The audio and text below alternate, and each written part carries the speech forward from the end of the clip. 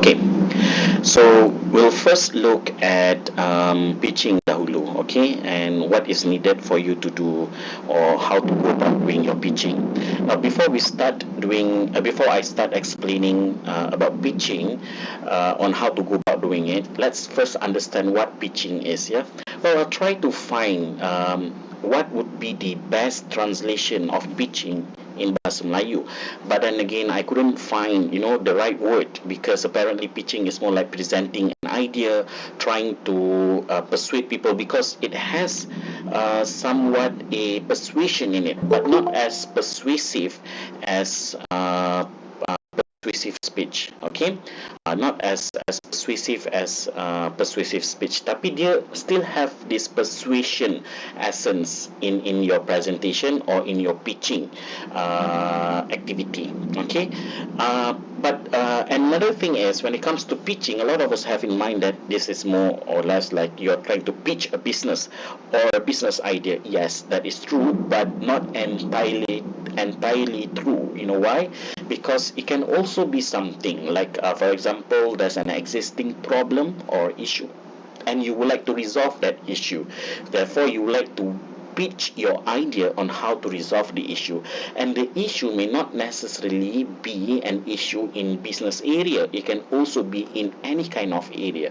So pitching is basically, if let's say when it comes to business, and if you have like a business plan and you like to pitch your business plan, then you go ahead and pitch about your business plan. That means you're just pitching the idea. But if let's say you already have a business and you like to persuade people to, I don't know, joint venture with you ke, ataupun invest in your business ke, then you are pitching a business, not a business idea, but more like a business, right? Or maybe you are just pitching an idea to resolve an issue. For example, an issue of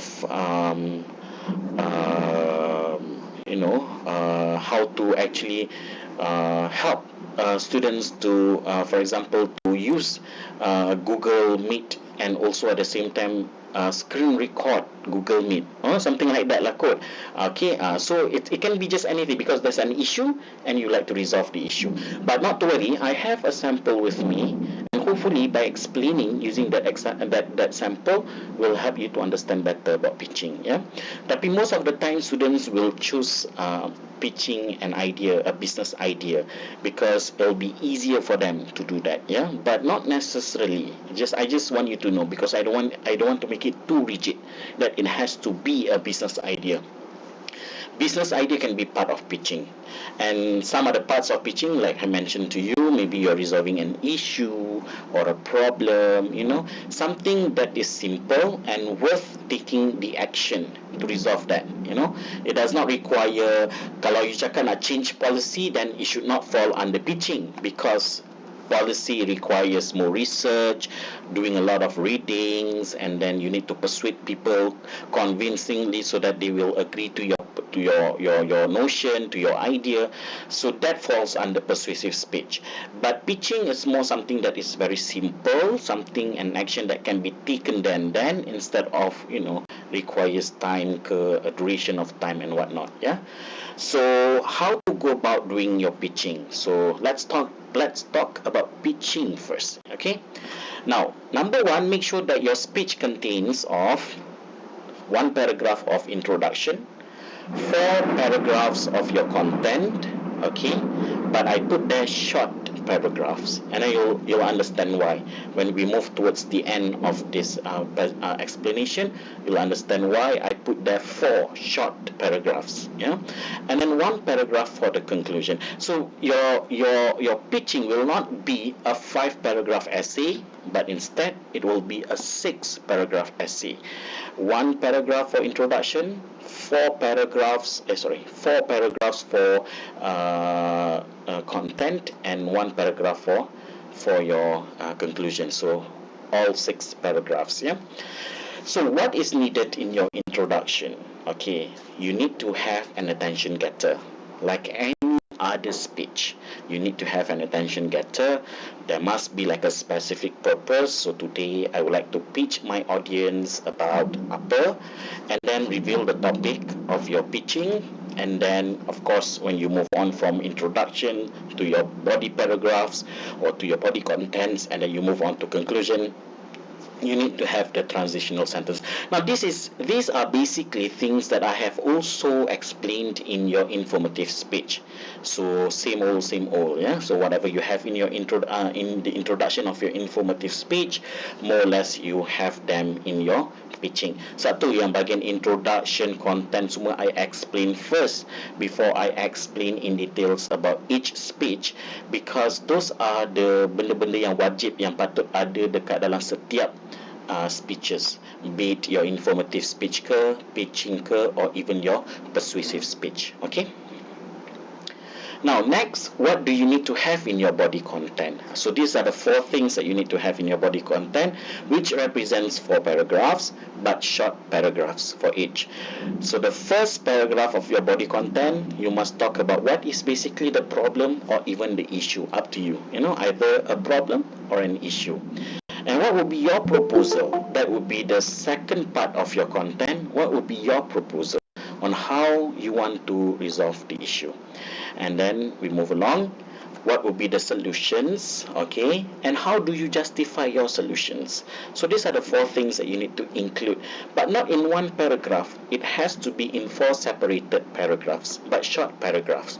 But the rest remain the same. You need to elaborate a little bit. You need to include some supporting materials when you mention, for example, when you choose solution 1, why did you choose solution 1? Of course, your justification has to be based on secondary material, like based on a research or based on a statistics, maybe something that can help to convince people when they listen to your pitch. Okay.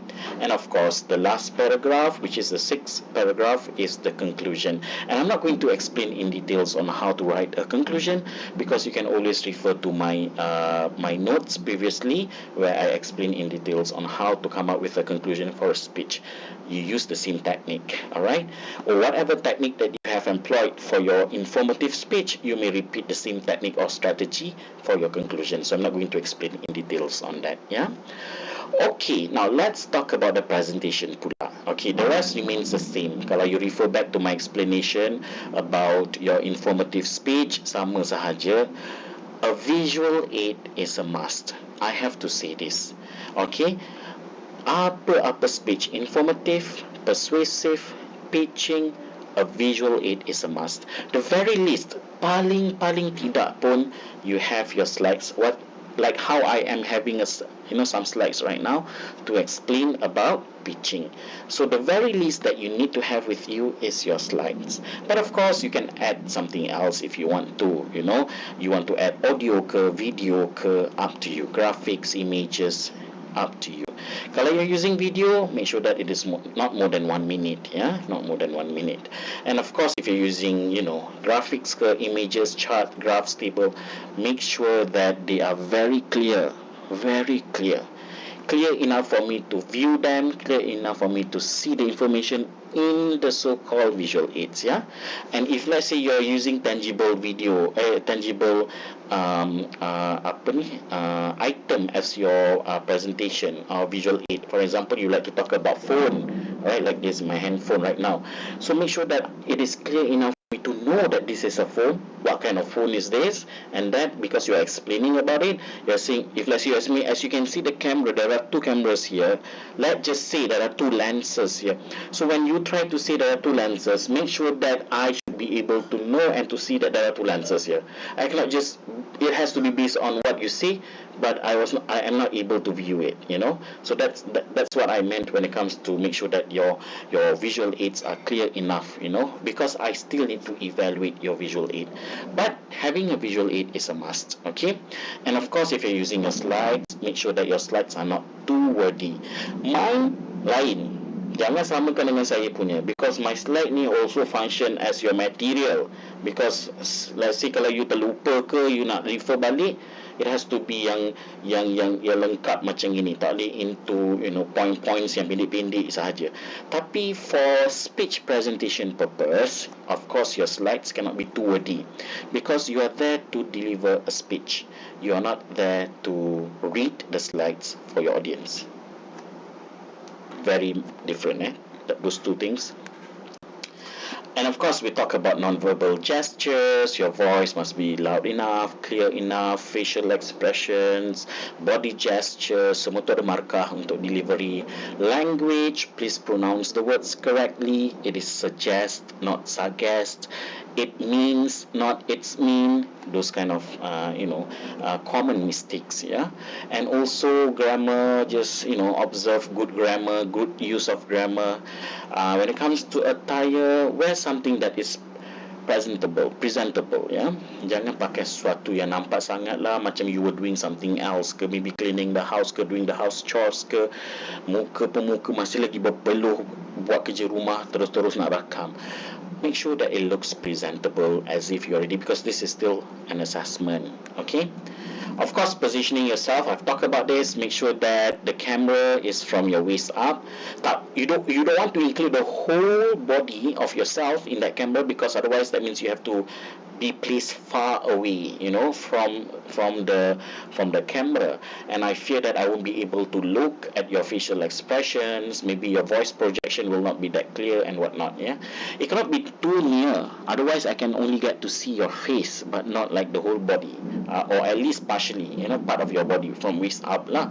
So, and also don't position your camera somewhere above you. You're looking at your laptop, but the camera is over here. Sometimes I see that when people are playing online games macam tu kan, the way they record themselves, betul tak kan, they put the camera over here ke, tapi you're not looking at the camera, and that is very wrong, because you are presenting a speech whereby you need to look at your audience, and at this moment your audience will be your camera. Alright, now of course uploading, your recording has to be one take, simple. Now remember when I say that short paragraphs, kenapa? Sebab it is between 3 to 5 minutes sahaja. 3 is the minimum, 5 maximum, yeah. Oh yes, I would like to also mention about background music. Okay, now just now pun tadi ada juga the previous class, she mentioned about what if, let's say, sometimes when you record like what I'm doing right now kan, the sound of this thunder lah, there are background noises that are unavoidable, macam tanda macam ni kan, nak buat macam mana kan, sebab kalau you nak record malam nanti kan anak-anak you dah bangun daripada tidur, and then kalau nak record besok you dah bekerja, contoh, walaupun besok cuti, tapi contoh lah, give an example. So this is the right time for you to record, but unfortunately it's raining out there. So tak apa, you try to give it a test first, record yourself, and if you find that the background music like the sound of thunder, heavy rain tu, that hinders the process for a person to listen to your speech clearly, then I guess you just have to find an alternative time for you to record. Surely you cannot stop the rain lah, ataupun you cannot stop the thunder kan. So you just have to find an alternative time. Otherwise nanti if you proceed with your recording and then you submit to me, I won't be able to hear you or to listen to your presentation clearly, and that will somehow cause you to lose marks. Alright, so be wise enough when it comes to this. But then again, ada juga yang suggested will be okay if let's say I use background music untuk cover that background noise. Tolong jangan lagi you menambah keparahan kepada you punya video tu, sebab background music and background noise, that will double up the noises as it is already there, and then lagi membuatkan saya tak boleh nak dengar to your presentation clearly. Alright, so this is where planning comes in. You really need to strategize. Okay, and once you have recorded, of course you upload it on YouTube, and just choose for this visibility of your video lah, video public ataupun unlisted, and of course rename your video as given here lah, ELC590, your class, your name, and of course pitching. Okay, alright, this is just how to go about doing your pitching, but let me just show to you the assessment, the sample. Okay, now let's just say I would like to do, this is my idea that I would like to pitch, and that is advertising on the coffee cups. I mean, I'm an avid coffee drinker. I drink coffee all the time, and sometimes when I go to Starbucks and I realize that people drink coffee, there were times also when I went to Starbucks and I sat there and I counted, people who came into Starbucks, and I realized that by the time it reached the midday, there were about almost 1,000 visitors to that so-called Starbucks. So imagine that every person is, they are spending their time buying Starbucks coffee and looking at the coffee cups. And imagine if we can advertise something on that coffee cup, that will be good. Starbucks will make money, and it will reach the person directly, because you are drinking the coffee while reading whatever piece of information that you have on that coffee cups and stuff like that. So I have this in mind, and I would like to pitch this idea. Okay, you see, advertising is actually part of business. It's not entirely business, it's part of business. All right, it's more on marketing. It's not on business is per se lah, but more on marketing and by advertising. So I choose this idea and I would like to pitch this. So of course I have to have my introduction. I'm not going to read everything for you, yeah. This is also already available in our Google Drive. Selongkar Google Drive tu, cari, ada kat situ pitching, just read on your own.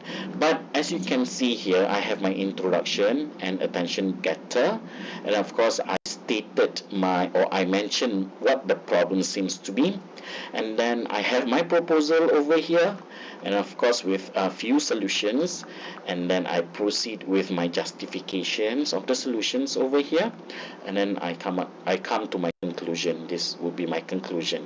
All right, so, and if you feel that Mr. E macam pendek je, yeah, it looks short like this, but sometimes don't what you have on paper and the way you read things on paper may not be the same as how you deliver this in a form of a speech, because it will require more time because of your preparation, and of course there will be like some pauses in between, and then with your visual aids and whatnot.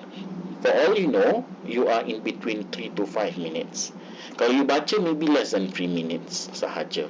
So that is why jangan pandang remeh kata tengok ni pendek sangat, tapi the moment you start to transform this into a speech, it will require more time sebenarnya. So again, you need to strategize your pitching. Yeah. Okay, so that's all about it about pitching. Now, before I move on to persuasive speech, do you have anything to ask about pitching?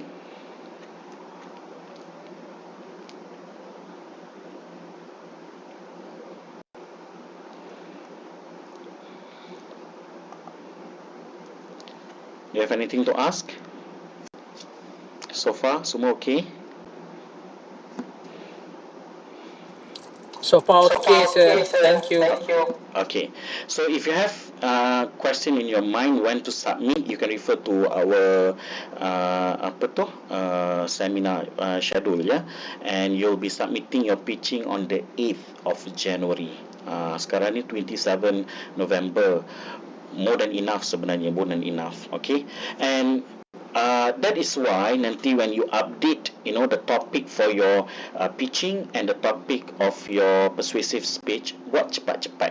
Don't wait until the very last minute. And in fact, after today, saya akan kasih deadline untuk you untuk you update your topics untuk dua-dua, pitching dan juga persuasive speech. After those deadlines, kalau you baru nak update, saya takkan entertain you. Saya takkan entertain you punya topik, sebab kalau tidak nanti dia jadi meruncit. And just so that you know, saya pun ada komitmen lain. I have other things to do. My time is not only to sit in front of the laptop all the time and wait for the students to update the topics. Tak ada. Saya minta maaf sangat. Saya pun ada kekangan, kerja lain, tanggungjawab lain dan sebagainya, ya. So kalau you meruncit hujung bulan 12 baru nak update, saya pula pasal kadang-kadang you update hari ni and then you expect me to quickly go and check. Mana boleh, I think it's unfair. Betul tak kan? You took like the whole 1 month to update, but you expect me to approve within like seconds macam tu. I think it's unfair. Tengah-tengah message tu cakap dengan saya tengah drive, takkanlah saya nak pergi check macam tu, betul tak kan? So to make things fair and square, saya akan kasih deadlines for you to update topics. Anyone who updates the topic after the deadlines, saya anggap you memang late comers ke ataupun late updaters ke kan. So therefore saya takkan entertain lah, saya takkan check pun, sebab I also need to focus on something else as well. I hope you can understand that. Okay, so you'll be submitting this on the 8th of January. Alright, okay. Submission link semua dah ada dah dekat kita punya seminar schedule tu. Just refer to it, and in fact you can refer to the pin message pun ada kat situ. Alright, okay. Now I'll move on from pitching, second assessment. We'll move on to the third assessment, and the third assessment is of course persuasive speech. Now before I go on how to go about doing your persuasive speech, let's talk about persuasive speech itself dulu. What is persuasive speech, and how is persuasive speech different than informative speech?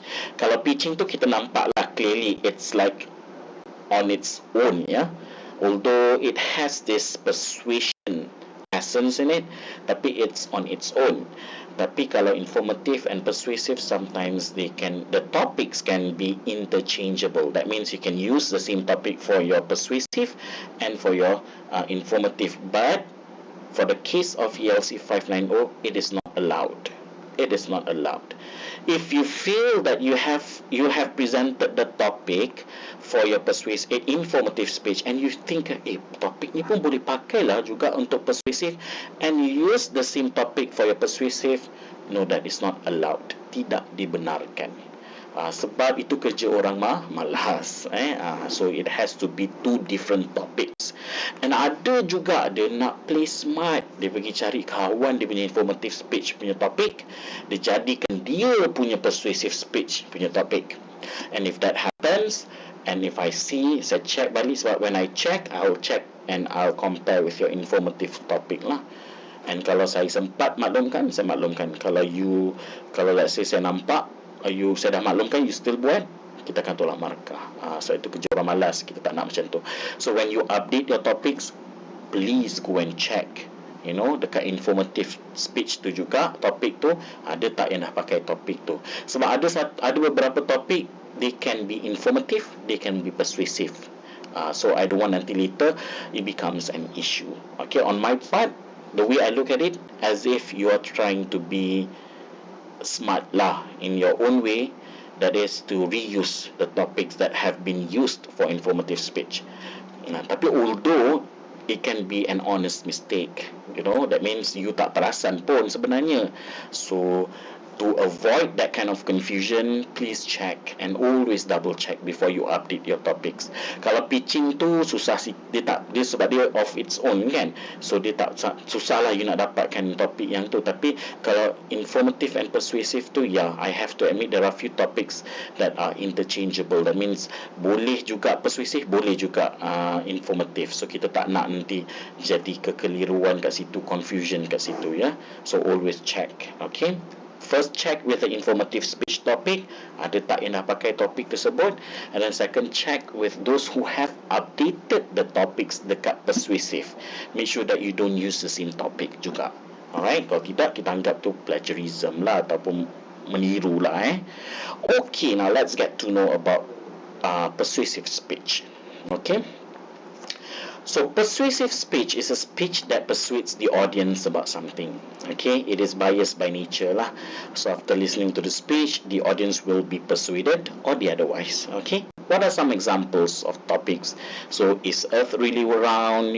Begin to work. Do we need to be who we are or what they want? And then, or students should be given more freedom in expressing their thoughts on politics. There are many persuasive topics that are available online. You can just search for them. Right? Now, when it comes to persuasive speech, it's you are beginning to question. Either you question the fact, or you question the value, or you question the policy. Okay? So you can just go through here. Questions of facts, value, like is smoking a human's right, contohnya. or policies if you want to, up to you. All right, be creative, make sure that your topic is as interesting as possible. Now let's talk about how to brainstorm the topic. We'll use the same method as how we used for our informative speech. We'll start with our general purpose, then we'll move on to a specific purpose, and then we'll move on to a central idea, then we'll come up with a catchy but straightforward title.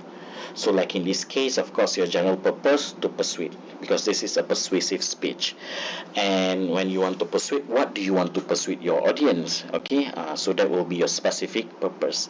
And then what are the three things that you are going to talk in your speech? Again, it's a 5 paragraph essay, can, with 3 body contents. So what are the 3 things that we'll be talking about? So I'll talk about how using bicycle will not only help to reduce the traffic congestion, it will also help to protect the environment and also to reduce time consumption. There are 3 things lah when we talk about using bicycles in the campus. Okay, and what will be my topic? After looking at the central idea, this is how I refine the topic: riding bicycle around the campus and effective transportation. So I am going to persuade my audience that riding a bicycle in the campus will help with these 3 things. Yeah, traffic congestion, protect the environment, and also reduce time consumption. Okay, alright. But of course, I refine balik lah dalam bentuk riding bicycle around the campus and effective transportation. So this is how you brainstorm. And by the end of my speech, I hope that my audience will be persuaded that to use bicycles in the campus, hopefully. Okay, tapi of course you can never know lah whether they are persuaded unless after giving your speech and then you get to see people start using bicycles, then I guess you may have moved them. Yeah. Now, how to structure your speech? So basically we are going to use what we call Monroes motivated sequence.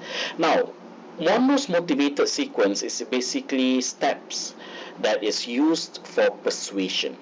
Okay, it's used for persuasion. There's a story about it, you can read online. Okay, about Monroe's motivated sequence. And basically there are 5 steps here. We have attention, need, satisfaction, visualization, and action. So there are 5 steps which are meant for 5 paragraph or each paragraph. That means first paragraph, which is your introduction, you must have attention in it. Second paragraph, which is your first body content, you must have need in it. Third paragraph, which is your second body content, you must have satisfaction in it. Fourth paragraph, which is your third body content, you must have visualization in it. And the last paragraph, which is your conclusion, you must have action in it. So 5 steps for 5 paragraph respectively. And you have to go according to the sequence. Satu, you tengok arrow dia menunjuk ke sana kan? You have to go according to this lah. Alright, jangan campur-campurkan ya. Now let's look at some samples here. Okay. Of course, in your introduction, you have your attention getter. Remember? Or attention grabber. Dia sama je benda attention grabber, attention getter.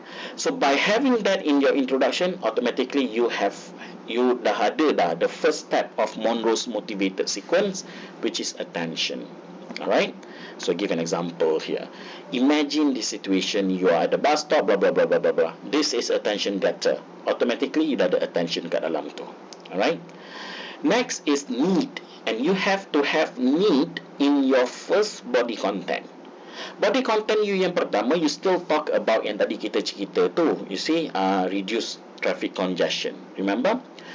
So how to put need in that reduce traffic congestion too. So I give like this lah. Traffic jams on the campus can be because there are too many vehicles on the road and the size is no longer as big as it used to be.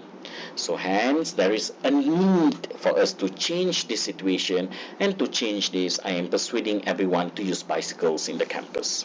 Can you see? Even I use the word need so that I know my first body content, I dah ada the second step, the second Monroe's motivated sequence, which is need. So I tell my audience the need for them to use the bicycles to help to reduce the traffic congestion. Okay. Now third paragraph, you must have satisfaction. So how to put this satisfaction in your third paragraph, which happens to be the second body content. So this is another sample. Now imagine having a nice scenic environment yang cantik, free from polluted air and land. Land pollution tak ada, air pollution pun tak ada. You can have this satisfying and never-ending feeling in your campus if you choose to ride bicycles instead of using public or personal vehicles that surely will contribute very much to the air pollution in your campus. Can you see that? So automatically you put this satisfaction punya step in your third paragraph, which is your second body content. Even you use the word satisfying to represent satisfaction. Nampak tak? And some of you may have this in mind. Boleh ke kita guna ayat macam satisfaction? Boleh lah, so that it represents more. It becomes clearer. Betul lah, nampak? Sebab Monroes motivated sequence wajib ada dalam you punya persuasive speech. I repeat, ya. I said just now in Bahasa Melayu, now I'm going to repeat the same thing in English. Monroes motivated sequence is compulsory in your persuasive speech. Okay, so you have to have this in each of your paragraph. Now the fourth step is visualization. How can you help the audience to visualize that there's a problem and you have the solutions? Okay, now remember the third body content, you said that you want to talk about time consumption. That means you're trying to orang kata make sure that if you use bicycle or you ride bicycle in the campus, it helps you to save more time. You know why? So that nanti you ride bicycles, kalau nak tunggu bus lama. Earlier in your introduction you dah mention, you dah give that situation kan. So when you ride bicycle, daripada nak tunggu bus berjam tu, you ride bicycle, walaupun you carry slow dan sebagainya, eventually you can still reach to your class on time. Alright, but I use the word visualize here, like another point for us, yeah, not for you, sorry, for us to visualize the advantage of riding a bicycle on campus is to get ourselves to the destination in the campus on time or even earlier. So I use the word visualize. That is to have the visualization in my in my fourth paragraphs, which is my third body content. Okay, so I use the word visualize. That means I have visualization in it. Now, don't get yourself confused between visualization and visual aids. They are not the same. Visual aids are just alat membantu you punya speech sahaja, like slides or videos or anything. Visualizations is more like giving a clearer picture to the audience to understand your fourth paragraph, which is your third body content. Itu je. Okay, but of course the last one, which is your conclusion, you need to have action in it. So this is something that is simple to conclude. I stand here today with some firm persuasion to have all of you with me to pursue further action. I even use the word action, and that is to have more people to join in the cause to use bicycle in the campus for reasons that I have stated earlier. So I have all of these steps mentioned in all paragraphs of my speech. Kalau you tak ada, then kita akan tolak markah in terms of body content.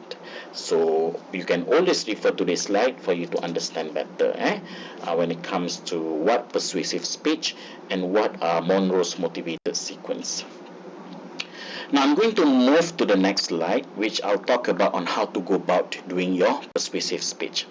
Now there are a few things that I'll skip because I have explained earlier. Okay, but I just want to go through so that kita reaffirm balik lah what I have mentioned before. Now let's talk about the speech first. Again, as I mentioned to you, you need to have an introduction, 3 body contents and 1 conclusion. So it's like a 5-paragraph essay, very much similar to informative speech, and each of this paragraph must contain Monroes motivated sequence, double exclamation marks. That means wajib mesti ada. Now what do you need to have in your introduction? Attention getter, specific purpose, topic, central idea, same old same old dengan informative speech and transitional sentence, but automatically when you have an attention getter, you dah fulfill the first requirement of Monroes motivated sequence, which is attention. Simple, kan? Next is, of course, in your body content, and every paragraph you must have need, satisfaction, visualization, respectively. Okay, and then let's move on to your conclusion. Another paragraph. I'm not going to explain on how to do the conclusion part. Refer to my notes, refer to my lecture videos. But in your conclusion, you must have the last step of Monroe's motivated sequence, which is action. Mesti ada. Okay, the rest remains the same. Visual aid is a must. Okay, semua-semua ni sama lah. I've explained earlier just now. Yeah, make sure that the visual aid is loud and clear. Kalau pakai audio, video, so on so forth lah. So I'm not going to go through this because I have gone through this just now when I explained about your pitching, because they're the same. And the same thing happens for your non-verbal gestures, language, attire, or escape. Not skip in your wajib ada ya, but I'm going to skip explaining it. I don't want you to be confused by this ya. And positioning yourself pun I have explained earlier on. Okay, uploading on YouTube pun sama, one take, cannot be too many takes. Alright, but here's the part, your video should be about 6 to 10 minutes. Yeah, 6 to 10 minutes. 6 is the minimum, 10 is the maximum. Again, untuk visibility, public or unlisted, and save your video as in this lah. 590, your class, your name, and PS. PS stands for Persuasive Speech. Okay, I am done explaining. Do you have anything to ask?